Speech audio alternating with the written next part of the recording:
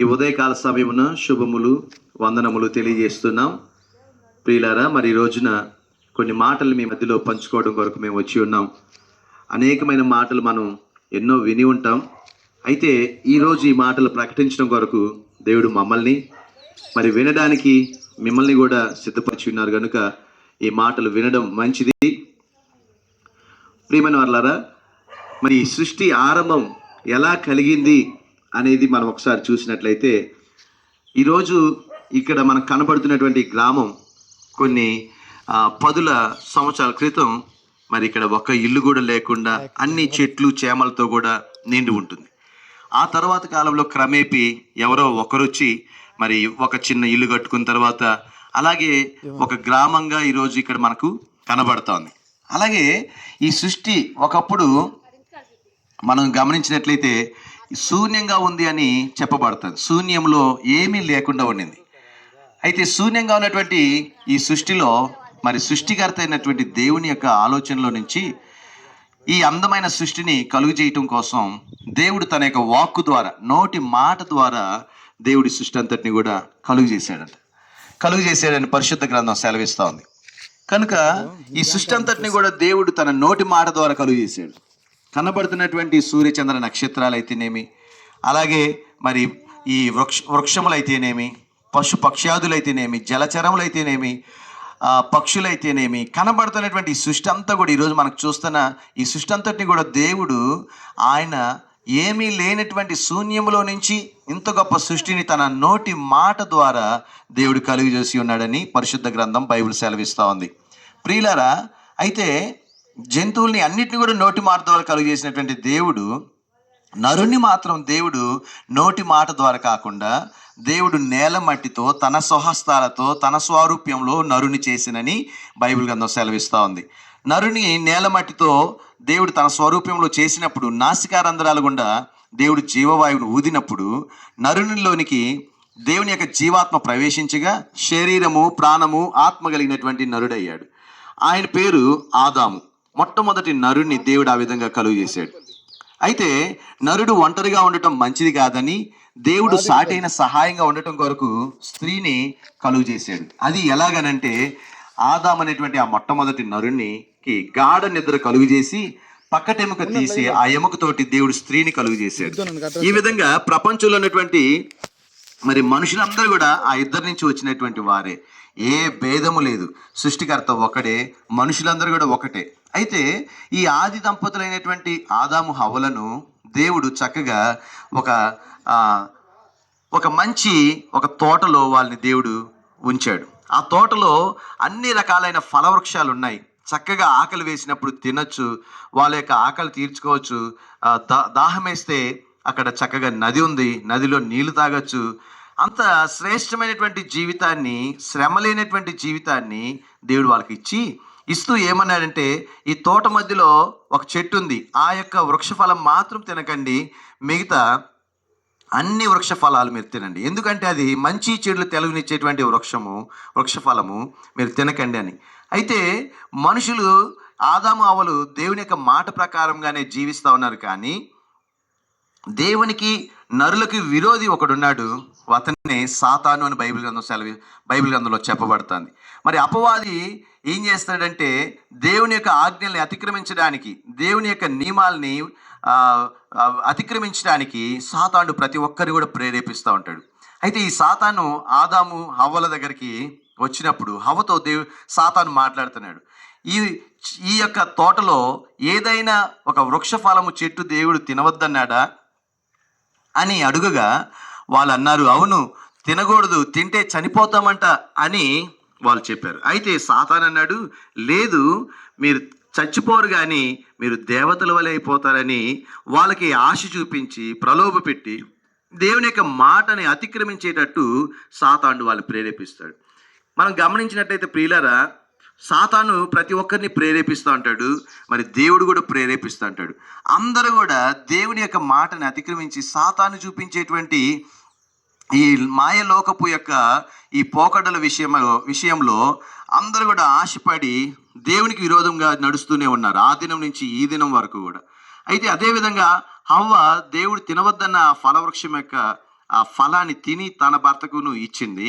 మనము మన చిన్నపిల్లలు మనకు నచ్చని పని చేసినప్పుడు ఎలాగైతే వాళ్ళు మనం దండిస్తామో, కోప్పడతామో, అలాగే దేవుని యొక్క ఆజ్ఞను అతిక్రమించినటువంటి ఆదాము అవ్వల విషయంలో దేవుని యొక్క కోపము, ఉగ్రత కలిగింది. దేవుడు ఆ తోటలో నుంచి వారిని బయటికి పంపివేశారు. చూడండి ప్రియులారా, వాళ్ళు పాపం చేశారు, వాళ్ళు దేవునికి వ్యతిరేకమైన చేశారు, దేవుని యొక్క ఆజ్ఞను అతిక్రమించారు. ఆ తర్వాత వారికి పుట్టిన పిల్లల్లో అక్కడి నుంచి పాపం ఈ లోకంలోకి వచ్చింది. అక్కడి నుంచే నరహత్యలు, అక్కడి నుంచే మోసములు, అక్కడి నుంచే వ్యభిచారములు, దొంగతనములు. ఆ విధంగా గమనించినట్లయితే ఆది దంపతులు ఎలాగైతే దేవుని యొక్క ఆజ్ఞను అతిక్రమించారో ఈ దినం వరకు కూడా మనుషులందరూ కూడా మరి పాపం చేస్తూనే, దేవునికి వ్యతిరేకమైన పనులు చేస్తూనే జీవిస్తున్నారు. అయితే పాపం వల్ల వచ్చేటువంటి జీతం ఏంటిదంటే మరణం అని బైబిల్ గ్రంథం సెలవిస్తుంది.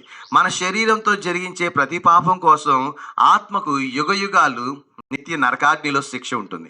అయితే ఆ శిక్ష తప్పించుకునేటువంటి మార్గం ఏదైనా ఉంది అని అంటే ఏ మార్గము లేదు. కానీ ఇంత గొప్ప సృష్టిని కలుగు చేసినటువంటి దేవుడే నరులను రక్షించడానికి ఒక ప్రణాళిక సిద్ధపరిచాడు. అదే ఏంటిదంటే 2025 సంవత్సరాల క్రితం కన్యక మరియ గర్భమున జన్మ పాపము లేని దేవుడుగా, పరిశుద్ధుడుగా యేసుక్రీస్తు ప్రభు వారి లోకానికి వచ్చారు. ఆయన ఎందుకు ఈ లోకానికి వచ్చారంటే నశించిన దానిని వెదకి రక్షించడం కొరకు అని రాయబడి ఉంది. అంటే నశించిపోతున్నది ఏంటిది అని అంటే నరునిలోని ఆత్మ. ఎందుకంటే నరుని ఆత్మ దేవుడు పెట్టినటువంటి దీపం. ఒకడు సర్వలోకాన్ని సంపాదించుకొని తన ప్రాణాన్ని పోగొట్టుకోవటం వల్ల వానికి ఏమి ప్రయోజనం అని బైబిల్ గ్రంథం సెలవిస్తోంది. అంటే ఈ లోకంలో అన్నిటికంటే విలువైనది ఏదైనా ఉంది అంటే అది నరునిలో ఉన్నటువంటి ఆత్మే. ఈ నరునిలో ఉన్న ఆత్మని రక్షించడం కొరకు పరలోకంలో ఉన్నటువంటి దేవుడే శరీరధారిగా ఈ లోకానికి మన నిమిత్తమై వచ్చి ఆయన నరుల యొక్క ప్రతి పాపముల కొరకు, అతిక్రమాల కొరకు ఆయన తానే తన శరీరమందు శిక్షించబడ్డాడు. చూడండి, మన చేతులు చేసినటువంటి అతిక్రమాలు, దోషాల కొరకు యేసుక్రీస్తు ప్రభు యొక్క చేతుల్లో మేకులు కొట్టబడింది. మన తలతో ఆలోచించిన చెడు తలంపుల కోసం ఆయన తలలో ముళ్ళ కిరీటం కొట్టబడింది. మన పాదములతో వెళ్ళకూడని స్థలాలకు వెళ్ళి చేసిన అతిక్రమాల కొరకు యేసయ్య యొక్క కాలంలో మేకులు కొట్టబడింది. మన శరీరంతో చేసిన ప్రతి అతిక్రమాల కొరకు యేసుక్రీస్తు యొక్క శరీరం అంతా కూడా కొరడా శిక్ష విధించబడింది. ఆయన ఏ నేరము చేయలేదు, ఆయనలో దోషం ఏమీ లేదు, ఆయనలో అక్రమము లేదు, అతిక్రమము లేదు, ఆయన పరిశుద్ధుడు, ఆయన నీతిమంతుడు అయినటువంటి దేవుడు. అయితే యేసుక్రీస్తు ప్రభువు ఏ దోషము చేయనప్పటికీ ఆయనను ఆ విధంగా ఎందుకు శిక్షించబడ్డాడంటే మరి ప్రజలందరి యొక్క శిక్షను, పాప శిక్షను తానే తన శరీరం అందు భరించడం కొరకు యేసుక్రీస్తు ప్రభువు ఈ లోకానికి వచ్చారు. ఆయన తన పరిశుద్ధ ఆఖరి రక్తపు బొట్టును చిందించి ఆయన చనిపోయి సమాధి చేయబడి 3వ దినాన బ్రతికి లేచి మేఘారుల పైన పరలోక రాజ్యానికి వెళ్ళి ఉన్నారు.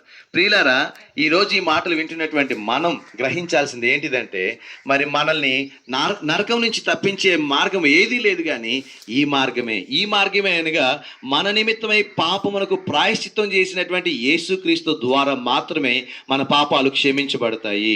మన పాపాలు క్షమించబడకపోతే మనం పరలోక రాజ్యానికి ప్రవేశించలేము. అందుకే నేడు అనబడేటువంటి సమయం ఉండగానే ప్రభు అయిన యేసునందు విశ్వాసం ఉంచి, ఆయన నామం నందు విశ్వాసం ఉంచి నేను పాపిని అని గ్రహించి ఒప్పుకొని ప్రభు దగ్గర మన అతిక్రమాలు ఒప్పుకొని వాటిని విడిచిపెట్టినప్పుడు ప్రభు మన యొక్క ప్రతి అతిక్రమాలని, ప్రతి పాపములను తుడిచివేస్తాడు. అప్పటి నుంచి మనం ఆయన బిడ్డలుగా చేయబడతాము. అప్పటి నుంచి దేవుని యొక్క పరిశుద్ధ గ్రంథంలో ఆయన యొక్క ఉద్దేశం ఏమైతే ఉన్నదో అది మనం చదవటం ద్వారా తెలుసుకోగలుగుతాము. లేదంటే దగ్గరలో ఉన్నటువంటి దేవుని యొక్క మందిరాలకు వెళ్ళడం ద్వారా దేవుని యొక్క ఉద్దేశాలు, దేవుని యొక్క చిత్తం బైబిల్ గ్రంథంలో ఏముందో అవి అక్కడ ప్రకటించబడతాయి.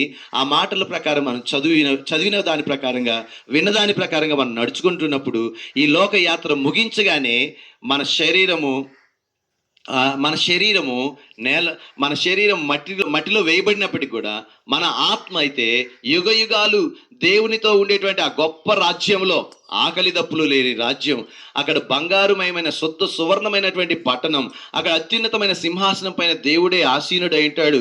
అక్కడ దొంగతనములు లేవు, మోసములు లేవు, వ్యభిచారం లేదు, దొంగతనం, ఇక ఏ విధమైనటువంటి చెడుతనానికి పరలోక రాజ్యంలో చోటు లేదు. అలాంటి ఉన్నతమైన పరిశుద్ధమైనటువంటి ఆ రాజ్యంలో నిరంతరము జీవించేటువంటి ఆ గొప్ప భాగ్యం పొందుకోవాలంటే నేడే ప్రభుని యేసునందు విశ్వాసం ఉంచండి. అప్పుడు మీరును మీ ఇంటి వారిని రక్షించబడదు. యేసు ప్రభు అని నీ నోటితో ఒప్పుకొని హృదయమందు విశ్వసించిన ఎడల నీవు రక్షించబడదు అని పరిశుద్ధ గ్రంథం సెలవిస్తుంది.